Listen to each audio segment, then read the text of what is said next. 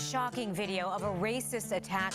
Vox Booker was at Lake Monroe when 5 white men pinned him to a tree, beat him, threatened to lynch him. Made statements about white power. They were being very violent. I feel that they were very intoxicated. Call me nappy-headed. And threatened to get a noose. You're hearing your own potential death being narrated in front of you. I didn't think that I would be out against a tree and threatened with a noose in modern day, America. Shake your head at me and go, get the out of here.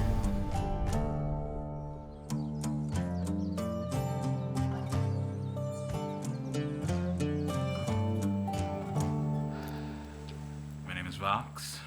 I'm a Monroe County Human Rights Commissioner, and I chair the county's Affordable Housing Commission. We would have been somewhere in this area back along the trailway.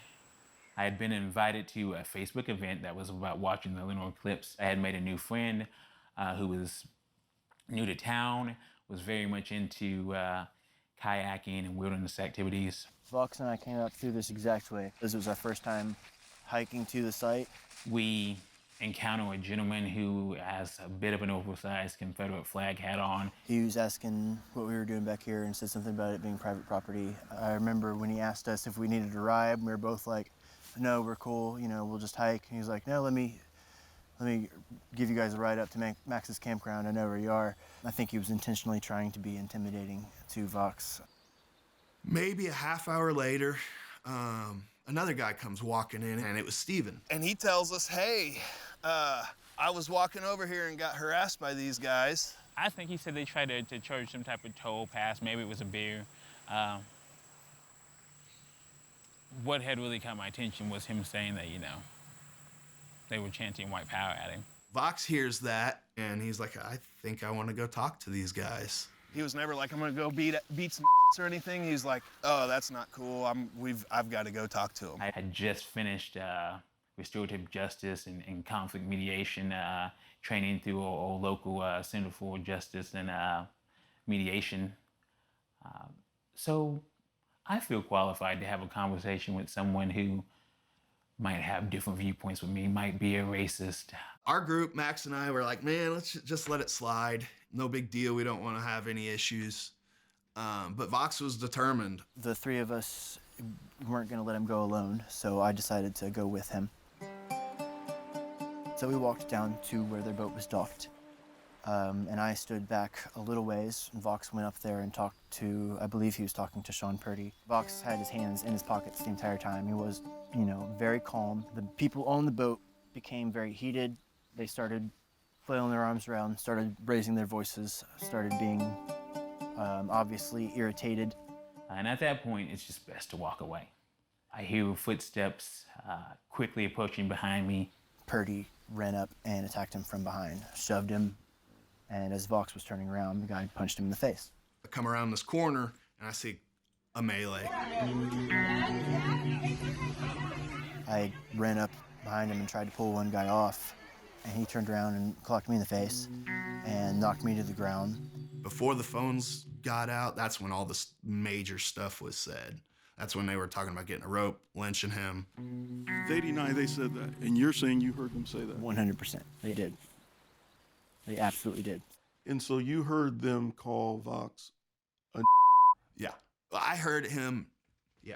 I heard that in the background. One of the guys that had a hold of him looked at me and said, you guys get out of here, leave the boy with us. My first thought was pull out my phone for protection. It was like a shield. Let him go, dude.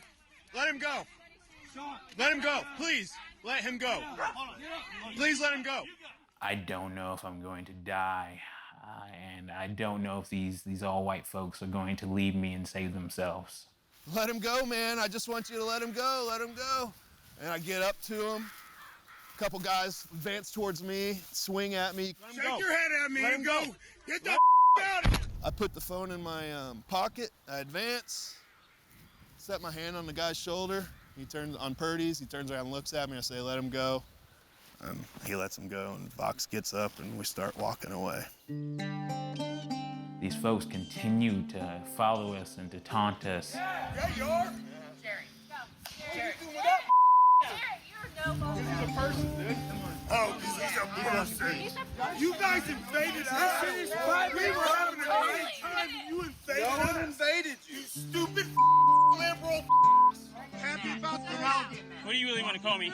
You nappy-headed bitch. What do you want to call me? About this? You with your 5 white friends. We eventually got to our camp. It's best to just go ahead and call the police.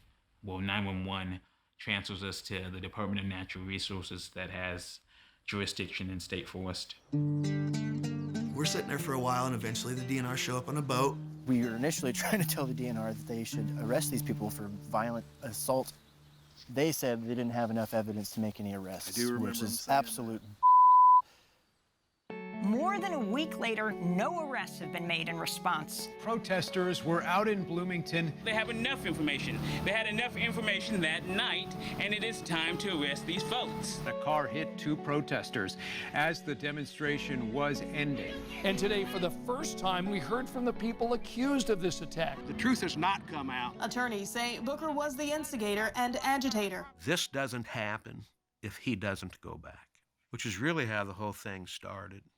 Carolyn McCord, the daughter of the owner of the property, he accosted her and was ranting and raving and declaring that he was a public official and that he was going to levy fines, was going to ruin her lives, was in her face.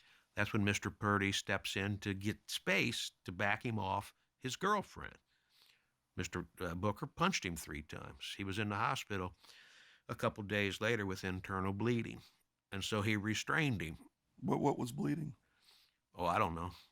Something internal, something on the inside. Well, what else are they going to say? Well, they can't say I have an alibi. I mean, they have to come up with some excuse for their behavior. Sean Purdy did not indicate that he was struck, ever, in that first interview. If you've been victimized and you were punched in the face 3 times, that's the first thing you're going to tell a police officer. He punched me 3 times in the face. Instead, Purdy denied any physical altercation on him. And then it was days later, after he realized how much trouble he was going to be in when that video went viral. Oh, that's right, he punched me. Even if noose was spoken, there's no rope, there's no evidence of rope. Even if it's racist, it doesn't happen if he doesn't go back. The intent of going down there that day was to see if we could just simply be neighbors who could coexist and recognize each other's humanity and our shared right to space. I think we're living in a generation where things have shifted. You look across the spectrum, you see far more biracial relationships. So African Americans are far more comfortable having conversations with their Caucasian counterparts. Back in the day when I was growing up, my parents and my grandparents would have told me, don't you go back, don't put yourself at risk. But we're no longer in that day and age as people see themselves as equal, so they're gonna go back and have conversations. The DNR basically suggested charges all around, including against Vox Booker. Isn't it always the black man's fault? Isn't it always the mere audacity of his existence provokes white people? Let's be real. There is nothing that could be more American than charging a black man in his own attempted lynching.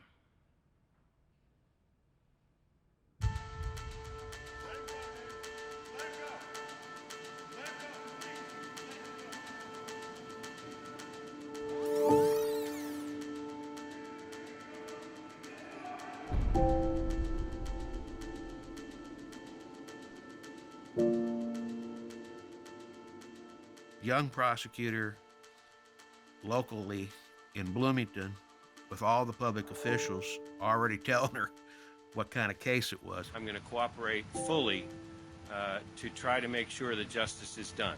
I stand with Vox, and I will be demanding justice. The fact that she chose to charge one and not the other, to me, was a response to the public outcry rather than a dispassionate review of the facts applied to the law. And so I wanted a prosecutor that would do just that.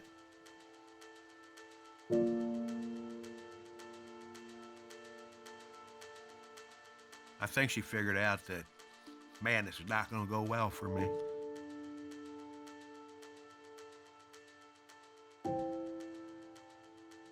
I would expect that with the special prosecutor, special judge, somebody's going to need some more time, and it'll get bumped down the road. We're going to kick that can down the road. They do that in order to, the community has forgotten about it. It will not have as much public attention. You know, it's going to get less media coverage. Maybe it gets a story the day of the trial or something, but they just elongate that process. Some in the black community feel when there's a clear hate crime committed against blacks that the play is to demonize the black victim and then stretch the case out until the public forgets about it.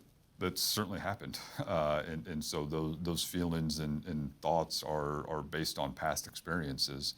And I can't criticize people who feel that way just because it has something that has occurred. The FBI is now investigating this as a possible hate crime. You nappy-headed bitch! You happy with your 5 license? I'm confused as to why there's a question that it's a hate crime. And once again, as disturbing as that video is, I'm very glad there is a video. Significantly disappointing to a lot of people, especially here in the state of Indiana, is there are no hate crimes. There's not a hate crime statute. There's a hate crime enhancement where maybe you get a little bit more punishment, but there's no specific hate crime statute. And we in Indiana are way behind the times in terms of being willing to recognize that issue. Yeah, it hurt me. It definitely was a painful thing. Even though this is a moment for somebody else, a story that they'll see in the news, for me, it has been something that has affected every day of my life since.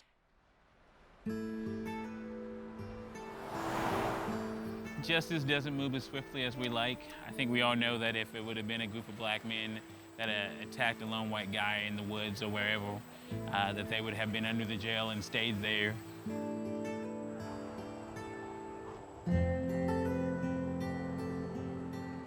Prisons, incarceration doesn't help our society. They don't make our communities safer. They harm the families of the folks that have been incarcerated, and it's turned into an industry of oppression. It is the modern translation of slavery. So it's antithetical to everything I believe in as an activist. What I do believe in is accountability. I'd like to see them come and try to help Vox feel better. I'd like them to listen to him in a controlled setting with professional mediators. And I think Vox could listen to them. So in my perfect world, I would like to see this resolved through restorative justice. The model of restorative justice, you have normally you have a clear perpetrator and a clear victim. The kid that tags a shopkeeper's wall with graffiti. So you make the kid clean it, wash it, paint it, meet together. You help the kid understand what was wrong with that. I've been a believer in restorative justice for a long time. We have all agreed in spirit to explore this. Whether we can accomplish it, nobody knows, because nobody's done anything like this. I think Mr. Purdy understands that it has higher value. Mr. Purdy suffered because he's been labeled a racist. Go to trial, get found not guilty, that stink is still on him. I can't make that go away. If they want to sit down and they want to be serious, I can do that. If we can work it out in Indiana amongst these drastically oppositional forces, then anybody can work it out.